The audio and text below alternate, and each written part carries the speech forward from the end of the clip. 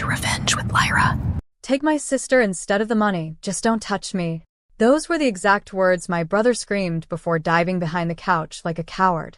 The moment replayed in slow motion, his voice shaking, his eyes wild, as if he'd forgotten I was his sister and not some disposable shield.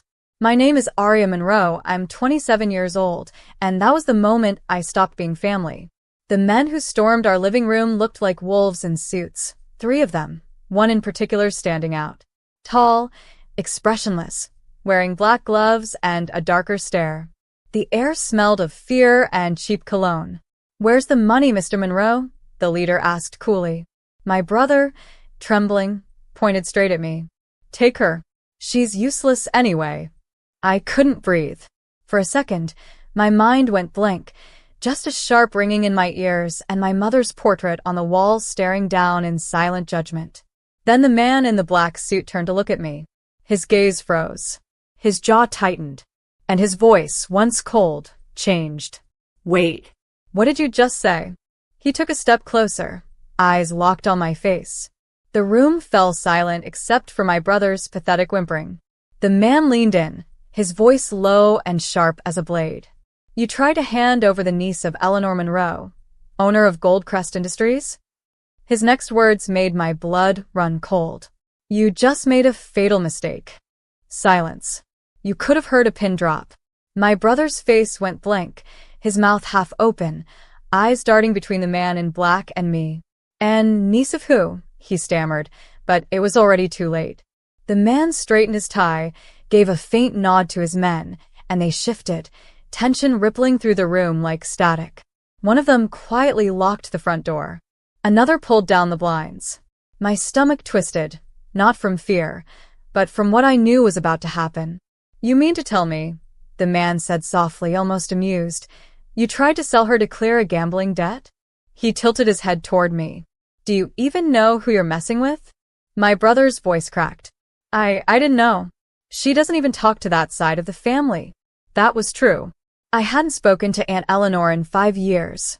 Not since she accused me of choosing my brother over the company when he drained our parents' savings. But even distance doesn't erase bloodlines. The man's demeanor shifted completely. He turned to me, his tone respectful now. "Ms. Monroe, I had no idea. Forgive the intrusion. We have other business to handle." I stared at him, stunned. "What kind of business?" He smiled slightly. "The kind that corrects mistakes." Behind me, my brother whispered, "Aria, tell them to stop." For the first time in my life, I didn't. They dragged him from behind the couch like a rag doll. My brother's voice broke into sobs as they pinned him to the floor. I didn't move. I didn't even blink. The man in black crouched down beside him. "You see, Mr. Monroe, there's a difference between owing money and offending power. You did both." He glanced at me briefly, a small, almost imperceptible nod, before continuing. "Goldcrest Industries is more than a corporation. It's a fortress. And you tried to barter the blood of its own." My brother kept screaming my name like it was a shield. "Aria, please. Tell them you're not with her anymore. Tell them you're broke, just like me." But I wasn't broke, not anymore. Not after years of swallowing pride and building myself back up, piece by piece, quietly working as a logistics analyst while he gambled away our parents' legacy. I looked at him and finally spoke. "You sold your soul the day you took Dad's watch to the casino. This is just the receipt." The man in black rose slowly. "We'll leave you alive," he said to my brother, "because death would be too kind." He turned to me. "Ms. Monroe, we'll ensure you're compensated for this inconvenience." I shook my head. "Keep your money." He looked intrigued. "Then what do you want?" I looked at my trembling brother. "Justice," I said, "and I'll deliver it myself." They left 15 minutes later, silent, efficient, like shadows that had never existed. But they didn't leave empty-handed. They took every ledger, contract, and loan document my brother had signed with their name on it. The moment the door clicked shut, the house felt different. Heavy, like the walls themselves had heard too much. My brother collapsed to his knees, shaking. "Aria, please," he whimpered. I didn't know they'd come for me like that. I stared at him, my pulse steady, my voice even. You never know, do you? You didn't know when you emptied mom's savings. You didn't know when you pawned dad's medals. You didn't know when you nearly sold your own sister. He looked up at me, tears cutting through the grime on his face. You don't understand. I was desperate. I crouched down to his level, the edge of my tone sharper than any threat. No. You were greedy. There's a difference. He flinched, his gaze darting to the door like he expected those men to burst back in. They won't hurt you again, I said quietly, but they'll ruin you. Completely. Every debt, every lie, it's already in motion. They don't forgive betrayal. He grabbed my wrist. Arya, please stop them. I'll change, I swear. I pulled my hand free. You had years to change. I turned and walked toward the door. For once, I'm not saving you, I said without looking back. I'm saving what's left of me. The night swallowed me whole as I stepped outside. Rain had started to fall, the kind of soft, steady rain that washes away lies. I stood there under it, letting it soak through my hair, my jacket, my anger. For the first time in years, I wasn't trembling. I wasn't afraid. I was awake. I pulled my phone from my pocket and scrolled to a number I hadn't called in forever. Eleanor Goldcrest. My aunt, the CEO. The woman who once told me, one day, you'll learn that forgiveness and weakness are not the same. When she answered, her voice was the same, crisp, controlled. Arya. And Eleanor, I said. You were right. There was a pause. About what, darling? About family. About knowing when to let rot fall away. Her tone shifted, the faintest softness beneath the steel. Then I assume your brother finally crossed the final line? Yes, I whispered. He tried to sell me.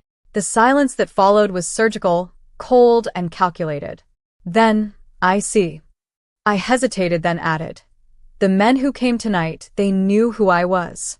They acted on it. Her voice didn't change. Of course they did. I made sure of it. I froze. You what? I've kept an eye on him for years, Arya, she said simply. And on you. You've just proven which one of you deserves to carry the Monroe name. I stood under the rain, stunned into silence. Her words echoed through me, cold, deliberate, final. You knew? I asked, my voice breaking between disbelief and fury. Of course, she replied calmly. You don't grow an empire like Goldcrest without knowing where the rot begins. Your brother's debts, his scams, they've been circling us for years. Tonight, he wrote his own obituary. My hand trembled around the phone. You used me. No, she said softly. I tested you. I needed to know if you'd become another Monroe coward or something better. I let out a sharp laugh that sounded more like a sob. So, you sent men to my home? To scare him and me? To protect you, she corrected. And to remind him that family isn't a shield for corruption. It's a mirror. It reflects who you truly are. I sank down on the porch steps, my wet hair clinging to my face. So what now? I whispered. Now, she said, her voice shifting into something almost proud. You come home. I don't have a home. You do, she said. Goldcrest was built by your grandfather, not by me. It's your bloodline, too. You've earned your place back. But you'll have to take it. I looked through the rain toward the dim house behind me, where my brother's shadow moved through the blinds like a ghost. I will, I said, but not out of revenge. Out of survival. 3 days later, I stood in front of the glass tower of Goldcrest Industries. My reflection stared back at me, tired, determined, reborn. Inside, everything smelled of marble, power, and silence. I hadn't been here since my father's funeral. The same portraits lined the walls, my grandfather in his prime, and Eleanor younger but just as intimidating, and now an empty space waiting for the next generation. Eleanor was waiting in her office, surrounded by sunlight and expensive indifference.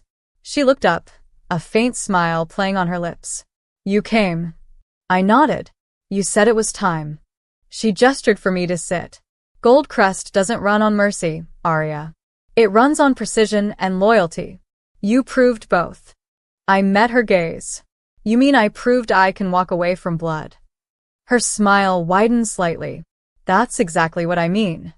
She slid a sleek folder across the desk. Your brother's accounts, assets, and the company's shares father left him. All frozen. I'm transferring them to you under trusteeship. You'll manage them until he qualifies for redemption if he ever does. I stared at the papers. So, I take everything? No, she said firmly. You reclaim what was stolen.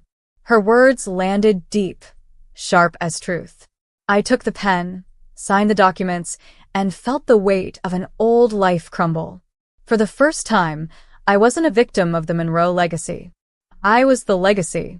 A week later, I returned to the small, broken house where everything had begun. The front door hung crooked, the wallpaper peeled, and the air reeked of stale regret. My brother sat at the kitchen table, hollow-eyed, trembling, sober for once. He looked up when he saw me.